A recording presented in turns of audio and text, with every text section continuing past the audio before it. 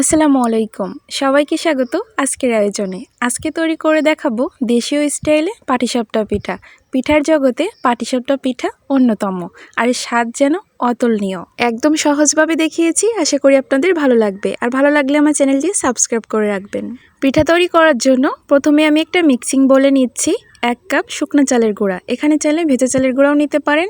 এরপর দিচ্ছি 1/2 কাপ ময়দা, দিচ্ছি সামান্য লবণ আর 2 চা চামচ চিনি দিয়ে শুকনো উপকরণগুলো ভালোভাবে মিশিয়ে নিচ্ছি। মেশানো হয়ে গেলে আমি এখানে অ্যাড করছি 1 কাপ কুসুম গরম দুধ। দুধটা দিয়ে আমি ভালোভাবে একটু মিশিয়ে নিচ্ছি।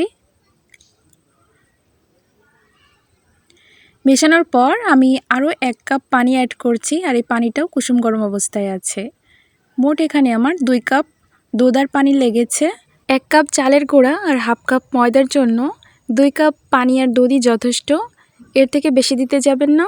আমি একটু দেখিয়ে দিচ্ছি এর ঘনত্বটা। ছিটা রুটি তৈরির যে ব্যাটারটা তার থেকে কিছুটা ঘন হবে।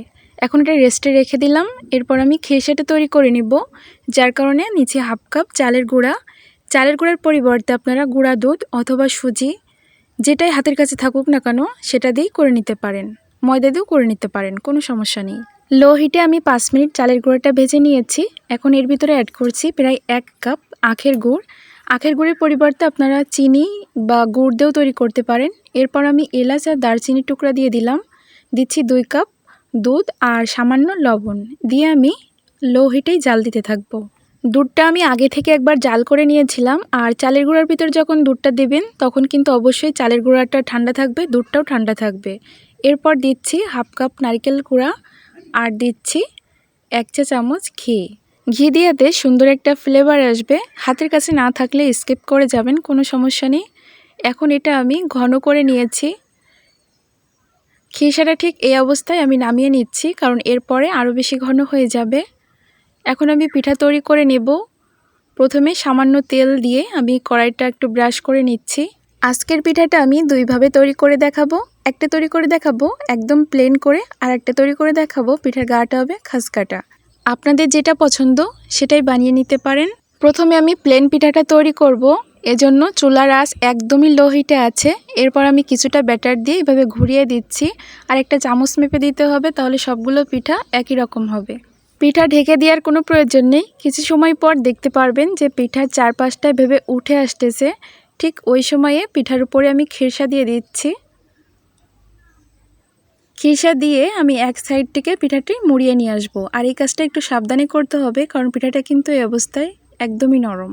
অনেক সময় দেখা যায় যে ব্যাটার দেওয়ার পর কড়াই গায়ে লেগে যায়, তখন আপনারা ব্যাটারের ভিতরে সামান্য পরিমাণে যে রেগুলার যে তেলটা আছে সেটা মিশিয়ে নেবেন, দেখবেন যে পিঠাটা খুব সুন্দরভাবে উঠে আসতেছে।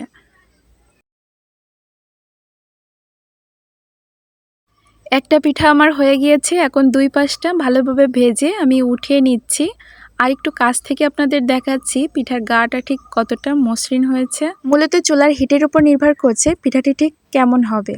এবার তৈরি করে দেখাবো খাসকাটা যে পিঠাটা আছে। তেল আমি ব্রাশ করে নিয়েছি। প্রতিবারই তেল ব্রাশ করে নেবেন পিঠা তৈরি করার আগে।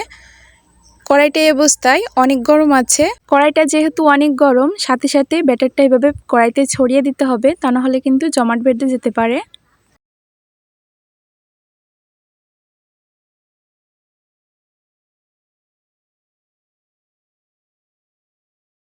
পিঠার চারপাশটা যখন এভাবে উঠে আসতেছে, আমি এর উপরে খিরসা দিয়ে দিচ্ছি। আর খিরসা দিয়ে খুব সাবধানে আবারও আমি মুড়িয়ে নিচ্ছি পিঠাটি। এখানে খিরসার পরিমাণটা আপনারা আপনাদের পছন্দ মতো দিবেন। কেউ বেশি খায়, কেউ কম খায়, যার যেমন ইচ্ছা তেমন বানিয়ে নেবেন।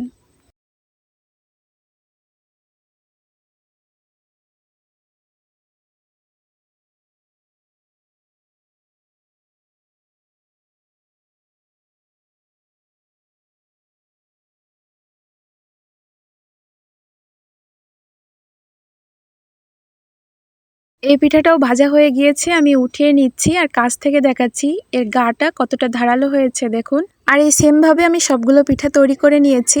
এই পিঠাগুলো গরম থেকে ঠান্ডা অবস্থায় খেতে বেশি ভালো লাগে। তো পিঠাগুলো ঠান্ডা হওয়ার পর আমি পরিবেশন করে দেখাচ্ছি। একদম নো ফেল পিঠার রেসিপি শেয়ার করেছি আর সহজভাবেও দেখিয়েছি। আশা করি আপনাদের ভালো লাগবে। পরবর্তী ভিডিও দেখার আমন্ত্রণ জানিয়ে বিদায় নিচ্ছি। আল্লাহ হাফেজ। তুমি কি খাবা?